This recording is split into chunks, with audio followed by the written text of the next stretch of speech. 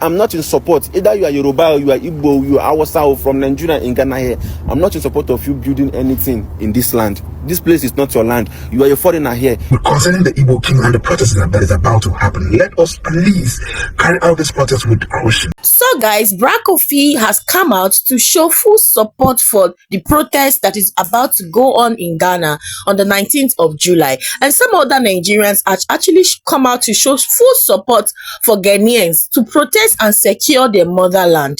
Okay, so KOFI is a Nigerian that is always sampling and promoting Ghana food. Okay, so I'm going to allow you all to watch this video and listen to what KOFI have to say about the ongoing protests and Igbo king and what other Nigerians have to say. Finally, I want to talk about this Igbo king in Ghana. You understand? Yeah. This video that I'm doing is not for favorism. It's not for like and comment or views. No. You understand? I'm saying it the way it is. They get. First of all, I'm not in support. Either you are Yoruba or you are Igbo, you are Hausa or from Nigeria in Ghana here. I'm not in support of you building anything in this land. This place is not your land. You are a foreigner here. Either you came here for buying and selling or you came here to live, work and eat. Why will you intend to buy so much property and start building whatever? Knowing fully that you're not from here. Tomorrow, if you grow old, you go back to your country. If you're going back to your country, you cannot carry this property that you've built and go back to your country. So why buying and building? I'm not in support of that. Secondly, when this issue of Nigerian king in Ghana started happening, a lot of my Ghanaian family, let me say Ghanaian fans, have been in my DM insulting me, making me feel like people, they know they don't love me. That's how they're making me feel. Because a lot of them are in my DM insulting me, insulting my family. You understand? I want these people that are doing this, I want people to understand something. I'm not promoting Ghana because of you people.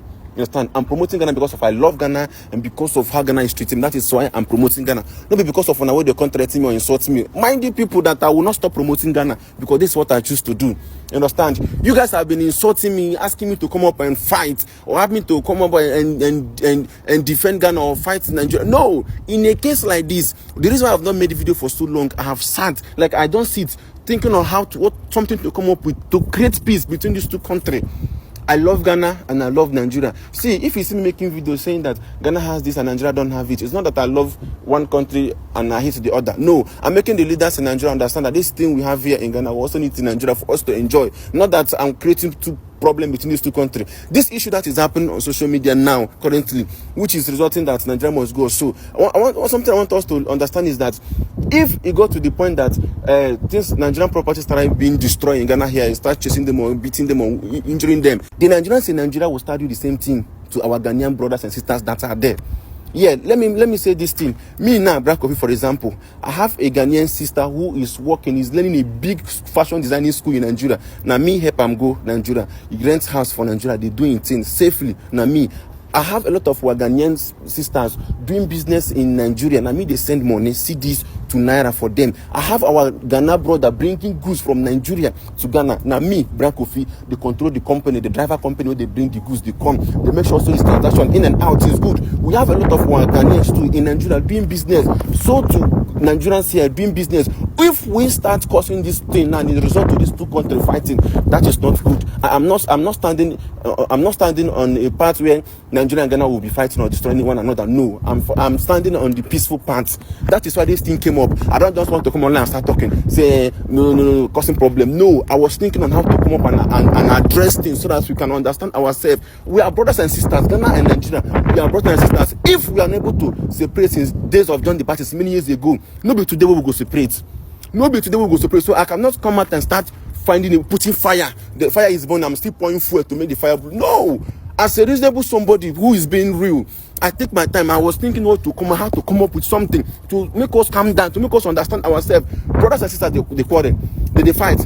But the only thing we need to do is to find a way to settle ourselves.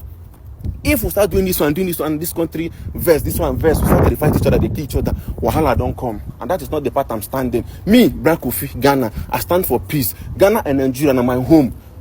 See, Nigeria born me. Ghana train me. Ghana make me who I am. So I cannot cause trouble between these two countries or accept these two countries to fight. No, I no go fit do am.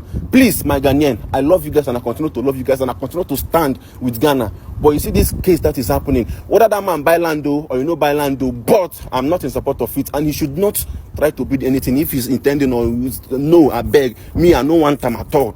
I don't want it. So please, Moku, stop this thing. Moku, stop this thing so that we're not ending up creating big enmity between these two countries. Moku, love ourselves. Ghana and Nigeria, we've always been cut around from dead of the John the Baptist. Let's continue like that. I tell God, beg on. I'm not here for us to be fighting, but for us to make peace. Thank you for your understanding. KOFI. Bye bye bye bye bye bye bye bye. Please, I have this concern to just put out. Please, concerning the Igbo king and the protest that is about to happen, let us please carry out this protest with caution. And the Nigerian doing content in Ghana, some of you are so daft. You think gaslighting this situation will exonerate you if the situation explodes? You just don't be daft. Let me tell you, there is no river that flows through a forest without pulling down trees. You might be a victim of what you are trying to talk about. Be careful. This is a very sensitive situation. I know Ghana government will swing into the actions to do the right thing. Let the government handle this situation, please. And if there at all there's going to be a protest, it should be peaceful protest. We should not gaslight this situation. The Igbo people are not known to submit to kingdoms or kings. Before you say no, go and make a research. Now, in pre-colonial Igbo land, we had no grand palaces or dynasties like our neighbors did, the caliphate, the kingdoms, the emirs, them. Instead, we governed ourselves through councils of elders, age grade, and town assemblies. Leadership was communal, not autocratic. Even where kingship existed, like in Onisha or Iri, it was symbolic, spiritual, and never about absolute power. So I ask, where did this idea come from? That an Igbo man should not only crown himself Eze in Igbo in Ghana, but also talk of building a whole Igbo village or kingdom on foreign soil. Where is the sense in that? Who does that? And what happens when he's dead and long gone and forgotten?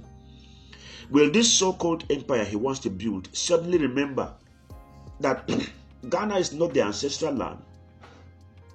Or will it become a seed of conflict for future generations, 50, 100 years from now? Let us be fair. I understand the man's likely intentional. I do. He most likely wants to unite Igbos in Ghana, give them a sense of identity, maybe even mediate dispute and protect community interest. But the problem is this. Igbos in Ghana are not under any kind of threat. Yes, they run thriving businesses, they build homes, they intermarry. They don't need a king to protect them as if they are an endangered species. So, what exactly is he protecting them from? Then there's this nationalist undertone. He says he wants to promote and protect Igbos in Ghana state. Now, think about it for a second. That means he does not care about the rest of the tribes back home in Nigeria or even in Ghana. He is not concerned about the Yoruba people, the Hausa people, the Idoma, and whatever. He's only concerned about only Igbos. Isn't that divisive by itself? Does he understand that if tomorrow an Igbo man becomes president of Nigeria, that president will be voted in by all tribes? Yoruba, Hausa, Fulani, Ijo, Tif, Idoma, Diap, everyone. So how does this narrow sense of Igbo nationalism help that dream? This whole thing, risks painting the Igbo image in a bad light, as if we want to claim someone else's land. And that's not true. And it's certainly not what most Igbos stand for. We are proud to integrate, to build, to trade, but not to impose a throne where it is not needed. And to Ghana's people, the Ghana state, the traditional council, this feels like an insult. Yes, because they already have their own chiefs and kingdoms The Ashanti kingdom is there now, recognized by law and centuries of custom. So, any well-meaning Igbo leader must understand you can't just plant a foreign kingdom in someone else's backyard. In the end, there are perspectives to this issue. Let me bring them out. Number one, the man's innocent goal is unity, yes. But unity does not need a crown and a kingdom. Ghana's people have every right to protect their sovereignty and customs. And we, as Igbos, must remember our republican roots. Our ancestors didn't have to bow to kings at home. So why should we start building kingdoms abroad? And to my Beaver Nose family, let's see this matter just for what it is. Not an attack on all Igbos, not an excuse for xenophobia, but a wake-up call. Our unity should never come at the cost of respecting other people's land, their cultures, their norms, and peace. It should never. Mind you, we are at the border of Nigeria. Like, we should take a car and come back to Ghana. We thought this man was joking. Because, like, before he asked us where we are coming from, we said Ghana with some kind of boldness and proudness because, like, we know Ghana and Nigeria. But this man showed us pepper. We started begging. We said, oh, God, we are sorry. We didn't know, say, we don't use Ghana card cross Nigeria border. They don't tell us so. I won't sit here and lie to you. For over 3 hours, we were begging this man to just let us enter because we're already at the border. We can't waste money like that. And then one man was dressed in a mufti and then he was acting anyhow. The Ghanaians, we should let them pay 150,000, 1,500 or something before they will allow us to enter. Each one of us had to pay 250 cedis or something. You want to establish an Igbo kingdom in Ghana. I'm not saying I have any issue with Nigerians being somewhere nice, okay, somewhere nice. But I am begging my Nigerian friends, please advise this man. We are not playing.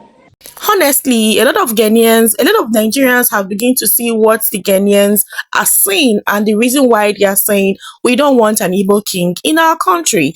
Because, okay, imagine if after installing him as a king, now the king have to continue, the kingship throne have to continue, and when he demises, who is going to take over the throne? It begins, and if this person is taking over this throne, does the person know the history, the history behind the throne? Now I'm so confused. Is it going to be like Igbos in Ghana? I don't know how it's going to be like, but I just love the fact that the Ghanaians are really seeing through this Igbo king thing and they are saying no to it because the end will not be good. Yeah, the end will not be good. And I don't feel like this Igbo king have a very good intention. If you're already doing good things for the people of Ghana, no problem. And they've given you a community, see you as a chieftaincy. Why are you trying to build a throne? This is a simple thing. And what actually is paining me is that he's not coming out to come and say anything. He's not doing anything about it. And that is what is paining me. The government is also not helping matters. I just feel like he should come out and say, these acres of land, obviously, we don't buy them. We don't buy them, but we no go use them again, build so and so. Or Ghanaians should take over their land and distribute it to the people in the country there. Or pay back the money. You understand? Because I don't know why you want to build a community and then your people, you'll be bringing people from you'll be bringing people from Nigeria, then forming a mini state in Ghana. Like, it doesn't make sense. It does not really make sense. Anyway, guys, what do you guys think about this? Please like this video, subscribe, and share. Thank you so much. I'll see you on my next one. Bye.